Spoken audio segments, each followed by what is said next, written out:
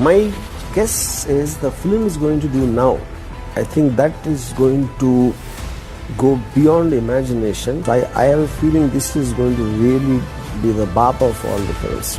A globe-trotting action adventure. Mahesh Babu, a Telugu superstar, is the hero of the film. So yeah, bigger and better. Bigger and better. That's what we want to hear. Indian cinema का एक ऐसा director जिसकी फिल्मों को लेकर ये नहीं पूछा जाता कि स्टार कौन है, प्रोड्यूसर कौन है, फिल्म का जॉनर क्या है, बस उसका नाम ही एक ऐसी मुहर की तरह काम करती है जिसके लगने के बाद ब्लॉकबस्टर से नीचे कुछ बात नहीं होती। एक ट्रेंड सेटर रीजनल सिनेमा को सिर्फ पैन इंडिया रिलीज ना करना बल्कि दूसरे एम्बिशियस डायरेक्टर्स को भी इंस्पायर करने वाला। इंडियन सिनेमा के इस फ्लैग बियरर की 2022 में आई RRR के बाद आज 3 साल हो गए, उनकी कोई भी फिल्म नहीं आई, लेकिन उनकी अगली प्रोजेक्ट SSMB 29 के एक सीन लीक होने पे पूरे इंटरनेट में तहलका मच जाता है। लोग उस सीन के बाद से ही अलग अलग फैन थ्योरीज क्रिएट करने लग जाते हैं। 5 से 6 हजार वीडियोस यूट्यूब पे अपलोड करके उनकी मेमोरी भी फुल कर दी जाती है। यूट्यूब के डेटा सेंटर में अलग से एक सेक्शन SSMB 29 के लिए बनाना पड़ता है और पब्लिक यूं ही नहीं चिल्ला रही। ये फिल्म सच में इंडियन सिनेमा तो छोड़ो, हॉलीवुड के अवतार, इंटरस्टेलर, टेनेट जैसी नहीं बल्कि उनसे भी ज्यादा बड़ी रिकॉर्ड नंबर पोस्ट करने का बूता रखती है। और राजा मौली ने खुद भी कहा था कि अगर मुझे हॉलीवुड से भी ऑफर आएगा तो मैं उनके अकॉर्डिंग नहीं बल्कि एक इंडियन फिल्म बनाऊंगा और उनको प्रेजेंट करूंगा। I want to make Indian films, whether it's Hollywood or whatever. I would like to make Indian films, even if I get an offer from some other industry. I would want to make an Indian film, Indian story and present it to them. So आज की video में हम जानेंगे कि कैसे शायद कोई भी इंडियन फिल्म SSMB 29 को अगले 10 साल तक बीट नहीं कर पाएगी, लेकिन हाँ यही फिल्म इंडियन फिल्म मेकर्स के लिए एक नया रास्ता भी खोल देगी। इसके अलावा हम ये भी जानेंगे कि इस फिल्म के एक फाइट सीक्वेंस के लिए 3000 लोगों की जरूरत क्यों पड़ेगी और कौन सा होगा वो एक्शन सीन। एंड राजा मौली इस फिल्म के लिए अपना कौन सा खुद का बनाया रूल ब्रेक करने जा रहे हैं जिसे आज बाकी सारे डायरेक्टर्स फॉलो करते हैं। इसके अलावा हम ये भी जानेंगे कि क्यों SSMB 29 का विलन एंड हीरो बिल्कुल भी कन्वेंशनल नहीं होगा और महेश बाबू क्यों इस फिल्म के बाद कोई और फिल्म शायद ही करेंगे, और क्या सच में नेटफ्लिक्स के टांग अड़ाने की वजह से SSMB 29 डिलेड हुई है। और सबसे बड़ा सवाल कि इस फिल्म पे 1000 करोड़ लगाने वाले प्रोड्यूसर के बारे में इंटरनेट पे कोई भी जानकारी क्यों अवेलेबल नहीं है, और प्रियंका चोपड़ा को कितनी फीस मिल रही है जितने बड़े बड़े स्टार्स को भी नहीं मिलती। तो देखो सवाल काफी है और उन सवालों के जवाब आज लैडर भाई आपके लिए लेकर आया है। सो ये SSMB 29 की एक ऐसी वीडियो है जिस वीडियो को देखने के बाद इस फिल्म के लिए आपकी एक्साइटमेंट 10 टाइम से भी ज्यादा बढ़ जाएगी। तो इसीलिए क्रिकेट में किंग कोहली के बॉल के सामने हर बॉल हो जाती है गोली, और फिल्मों में राजा मौली के सामने हर एक्टर बन जाता है स्टार स्लोली। तो देखो काफी सारे मीडिया रिपोर्ट्स में ऐसा बताया गया है कि ये एक जंगल एडवेंचर फिल्म होने वाली है जिसमें राजा मौली अपने स्क्रिप्चर और माइथोलॉजी का तड़का लगाने वाले हैं। और इस तरह की फिल्में मार्केट में आज हॉरर कॉमेडी के बाद सबसे ज्यादा डिमांड में रहती है, फिर चाहे वो कल्कि 2898 AD हो, कांतारा हो, कार्तिकेय 2 हो, ब्रह्मास्त्र हो या फिर कोई और फिल्म। और इस तरह की फिल्मों के हैकर एंड डेवलपर, मेरा मतलब ट्रेंड सेटर, खुद राजा मौली है। बाहुबली से लेकर RRR तक उनकी फिल्मों के ऊपर माइथोलॉजी एंड स्क्रिप्चर्स का अमिट छाप देखने को मिलता रहता है, लेकिन इस बार उनकी प्लानिंग बहुत ही अलग लेवल पे हो रही है। वेल ये तो आपको भी पता होगा कि महेश बाबू इस फिल्म में एज हनुमान जी को रिजेंबल करने वाले हैं, तो रामायण से फिल्म का कनेक्शन होना तो पक्का है, लेकिन इस फिल्म को देवों के देव महादेव से भी जोड़ा जाएगा। इसलिए फिल्म में पुरातन काशी को भी दिखाया जाएगा और एंशिएंट काशी को दिखाने के लिए एक सेट भी रेडी किया गया है, जिस सेट के पिक्स वगैरह भी वायरल हुए थे। मतलब रील एंड रियल दोनों ही तरह से काशी को शूट किया जाएगा। ऊपर से शायद इस फिल्म में कैलाश को भी दिखाया जाए। और काशी से याद आया कि कल्कि 2898 AD के डिस्टोपियन वर्ल्ड में भी 800 साल आगे की काशी को as the last known city दिखाया गया था। देखो स्क्रिप्चर को कहानी से ऐड करने से सबसे बड़ा बेनिफिट ये होता है कि लैंग्वेज बैरियर की जंजीरें टूट जाती है। छावा को ही देख लो, नमः पार्वती पता है हर हर महादेव से कैसे सारे लोग कनेक्ट कर पाए। अब अगर नागी या दूसरे डायरेक्टर कुछ ऐसा दिखा सकते हैं तो राजा मौली तो इसमें मास्टर आदमी है। तो राजा मौली अपनी फिल्म में काशी को सिर्फ एक प्लेस नहीं दिखाएंगे बल्कि पर्सोनिफाई भी कर सकते हैं। बोले तो मानवीयकरण माने कि किसी स्थान, वस्तु, नदी, पहाड़ को इंसान की तरह एक कैरेक्टर में दिखाना। इसके अलावा SSMB 29 एक फिल्म ना होकर it's like a war. Rajamouli fight sequences दिखाने में हर बार अपनी लिमिट को पुश करते आए हैं, फिर चाहे वो मगधीरा के 100 लोगों की फाइट सीक्वेंस हो, RRR के टाइगर वाला फाइट हो, या फिर बाहुबली का वो निम्डा दोजरास्ती की पूरी गैंग को पेलना, या फिर बाहुबली का एंड गेम वाला फाइट ही देख लो, सब के सब ओवर द टॉप थे। फिर भी SSMB 29 को इंडिया की अब तक की बिगेस्ट एक्शन फिल्म बताया जा रहा है। और बाहुबली और RRR को तो बिल्कुल ही भूल जाओ, मिड डे के रिपोर्ट के अकॉर्डिंग 3000 लोगों को ट्रेन किया जा रहा है सिर्फ एक एक्शन ब्लॉक को क्रिएट करने के लिए, जिसमें वाटर फायर के साथ साथ एक प्योर केओस ऑडियंस को एक्सपीरियंस करने को मिलेगा। और इन सब के बीच बोट सीक्वेंस भी रखा गया है, जिसके लिए हॉलीवुड के स्टंट टीम्स को बुलाया गया है। महेश बाबू, पृथ्वीराज सुकुमारन को अलग से ट्रेनिंग लेनी पड़ रही है। एंड फिल्म का विलन एंड हीरो भी कन्वेंशनल नहीं होने वाला, जहाँ विलन हीरो की बहन बेटी को छेड़ेगा, उसे परेशान करेगा और हीरो बोलेगा कि कुत्ते मैं तेरा खून पी जाऊंगा। But this time Rajamouli is planning something different. वो इस बार हीरो और विलन के लिए कोई टिपिकल फॉर्मूला यूज ना करके पब्लिक को दोनों का ही पर्सपेक्टिव दिखाने वाले हैं। और हीरो विलन का फेसअप भी बहुत सोच समझ के यूनिक वे में प्रिपेयर किया जा रहा है। मतलब शूटिंग भी इस ग्रैंड स्केल पे की जा रही है कि साला शूटिंग ना होकर लग रहा है कोई वॉर चल रहा है। 3-4 हजार लोगों को लेकर शूट करना भाई, मतलब मैं तो कहूंगा कि पाकिस्तान का दाना पानी तो बंद कर ही दिया गया है। अब तो राजामौली की आर्मी ही काफी है पाकिस्तान को नेस्तनाबूद करने के लिए।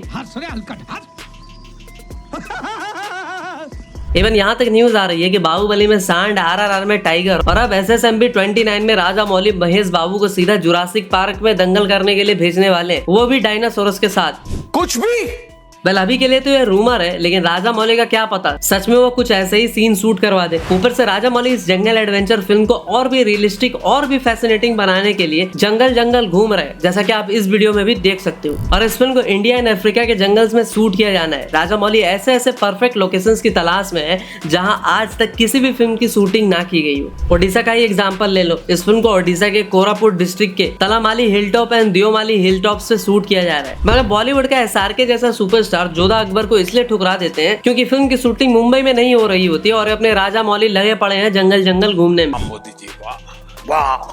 ऊपर से फिल्म को लेकर ऐसी भी न्यूज है कि इस फिल्म में राजामौली किसी भी हद तक जाने को तैयार है। इस फिल्म के लिए वो IMAX कैमरा तक यूज कर सकते हैं। आपको लग रहा होगा कि इसमें कौन सी बड़ी बात है, तो राजामौली ने खुद बताया था कि दुनिया में टोटल 6 IMAX कैमरास है, जिसके लिए बहुत मारामारी होती है, पापड़ बेलने पड़ते हैं क्योंकि बुकिंग के लिए टफ कॉम्पिटिशन होता है। और IMAX कैमरा से इंटायरली शॉर्ट फिल्मों की बात करें तो इसमें अवतार, the way of water, guardians of Galaxy 3, Aquaman, the lost kingdom, dune part 2, Avenger infinity war, end game etcetera शामिल है। देखो राजामौली अपनी ग्लोबल पॉपुलैरिटी को ध्यान में रखते हुए SSMB 29 से हॉलीवुड तक को दिखाने वाले हैं कि एक तेलुगु सिनेमा जैसी रीजनल इंडस्ट्री से उठ के आया बंदा क्या क्या कर सकता है। इसलिए फिल्म के अगर शुरू होने से पहले आपको डिज्नी या वार्नर ब्रदर्स का लोगो दिख जाए तो चौंकिएगा बिल्कुल भी मत। और इंडिया की जितनी भी बड़ी बड़ी फिल्में हैं जिन्होंने ओवरसीज मार्केट में आग लगा दी थी, जैसे कि आमिर खान की दंगल जिसने $233.8 मिलियन का कलेक्शन किया था, इसके अलावा आमिर की सीक्रेट सुपरस्टार जिसने 126 मिलियन का कलेक्शन किया था, या फिर इसके अलावा दूसरी फिल्में जिन्हें आप इस पिक्चर में देख सकते हो, SSMB 29 इन सब का कंबाइंड रिकॉर्ड साथ में तोड़ने वाली है। अब देखो इंडिया के बड़े बड़े सुपरस्टार्स अपने पूरे लाइफ में 1 या 2 ही बार 1000 करोड़ की फिल्में दे पाते हैं, और भाई उतनी तो SSMB 29 की बजट ही है। ऊपर से राजामौली ने RRR में 550 करोड़ लगा के 1275 करोड़ का कलेक्शन किया था। तो ये फिल्म अगर 2000 to 2500 करोड़ का कलेक्शन करती है ना, तो मैं ना चौंकूंगा। एंड राजामौली इस फिल्म से वो करने जा रहे हैं जो आज तक किसी भी डायरेक्टर ने नहीं किया होगा। तो राजामौली साहब इस फिल्म के लिए भाई AI की क्लासेस तक ले रहे हैं। पहले VFX, CGI, विजुअल आर्ट का भरपूर उपयोग, और अब जाकर AI। मतलब काम के लिए जब पैसा हो रहा तो इंसान किसी भी हद तक जाने के लिए तैयार हो सकता है। अब भाई राजामौली इतनी हार्डवर्क कर रहे हैं तो इस फिल्म में उनका रेम्यूनरेशन भी अच्छा खासा होना चाहिए। तो इसीलिए इस फिल्म में उनकी फीस किसी सुपरस्टार से कम नहीं होने वाली। And he is charging approx 200 crore for SSMB 29। आपको लग रहा होगा कि 200 करोड़ की फीस कौन सी बड़ी बात है, उन्होंने RRR के लिए भी तो मोटी फीस ली थी, लेकिन SSMB 29 के लिए ही is directly charging 200 crore as fees. और राजामौली की जिस बिगेस्ट रूल की हम बात कर रहे थे ना, वो है फिल्मों को 2 पार्ट्स में बनाना। राजामौली की बाहुबली को ही देख लो, उसे 2 पार्ट्स में रिलीज किया गया था और दोनों ही ऑल टाइम ब्लॉकबस्टर थी। उसके बाद से सालार, KGF, कांतारा, देवरा, पुष्पा, कल्कि, ब्रह्मास्त्र और अब जाकर जाट भी 2 पार्ट्स में रिलीज होने वाली। मतलब कहानी को 2 पार्ट्स में दिखाने का यह ट्रेंड राजामौली ने ही सेट किया था, जिसे आज सब फॉलो करते नजर आ रहे हैं। SSMB 29 को लेकर अब तक यही अपडेट थी कि इस फिल्म को 2 पार्ट्स में लाया जाएगा। खुद राजामौली के बाबूजी KB विजेंद्र प्रसाद ने बताया था, लेकिन अब all of a sudden Rajamouli ने पार्टी बदल लिया है और अब वो इस कंप्लीट फिल्म का एक ही बार में फुल एंड फाइनल सेटलमेंट करने के प्लान में है। पिंक विला के रिपोर्ट के अकॉर्डिंग राजामौली कहते हैं कि आजकल ट्रेंड बन गया है फिल्मों से ज्यादा पैसे मिल्किंग करने का।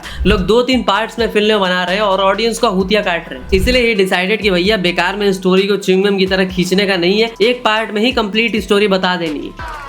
सही खेल गया बेंच। लेकिन मेरे जैसे सरलोक बख्शी के दिमाग में एक बात जो खटकी वो ये है कि भाई 1000 करोड़ फिल्म पे लगाने वाला प्रोड्यूसर आखिरकार है कौन। तब जाकर मुझे विकिपीडिया ने बताया कि भाई KL नारायण इस फिल्म के प्रोड्यूसर हैं। लेकिन विकिपीडिया ने भी हाथ खड़े कर दिए इनके बारे में और ज्यादा बताने में। तुमसे ना हो पाएगा।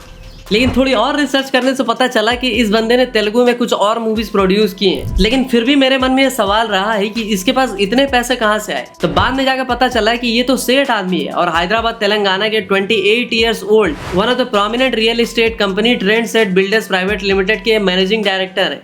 अरे देवा, ये गड़बड़ है बाबा।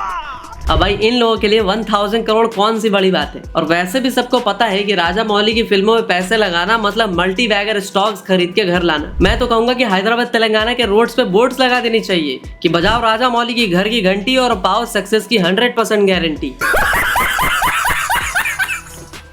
इतना कुछ होने के बाद भी नेटफ्लिक्स की वजह से ये फिल्म डिलेड हुई। पता है क्यों? क्योंकि ओटीटी वालों के नखरे बढ़ गए हैं, खास करके अपने नेटफ्लिक्स के। इन्होंने ऐसी कंडीशन लगाई है कि अगर आप चाहते हो कि हम आपकी फिल्म खरीदे तो शूटिंग से पहले ही अपनी फिल्म की कहानी हमें सुना दो, हमसे अप्रूवल लो, फिर जाकर शूटिंग स्टार्ट करो। इवन राजा मौली जैसे डायरेक्टर को भी मुंबई आना पड़ा। नेटफ्लिक्स की कोर टीम को 1 घंटे तक पूरी फिल्म की ब्रीफिंग देनी पड़ी। देखो ओटीटी वालों का भी पर्सपेक्टिव कहीं ना कहीं सही है। पहले इन लोगों को भी बहुत फ्लॉप फिल्में चेपी गई है, लेकिन अब जाकर ये लोग भी कहते हैं कि हम वो नेटफ्लिक्स नहीं रहे जो लिवर करते थे, हमको भी चाहिए फुल इज्जत। इतनी हार्डशिप, इतना कुछ करने के बाद राजा मौली बिल्कुल नहीं चाहते थे कि फिल्म को लेकर एक भी अपडेट या एक भी पिक लीक हो, लेकिन लाइफ में होनी और पिच पे MS धोनी को कौन ही रोक सकता है। पहले प्रियंका वाली न्यूज वायरल है, फिर काशी का सेट, बाद में ओडिशा के पृथ्वीराज सुकुमारन के व्हील चेयर पर बैठे हुए पिक, महेश बाबू के पिक्स, मतलब लखोर लोगों ने काफी सारे पिक्स फिल्म से रिलेटेड वायरल कर दी। इसके बाद भी वो नहीं माने, राजा मौली से भी SSMB 29 की अपडेट पूछने चले गए। तो राजा मौली ने कहा कि तोरा माई के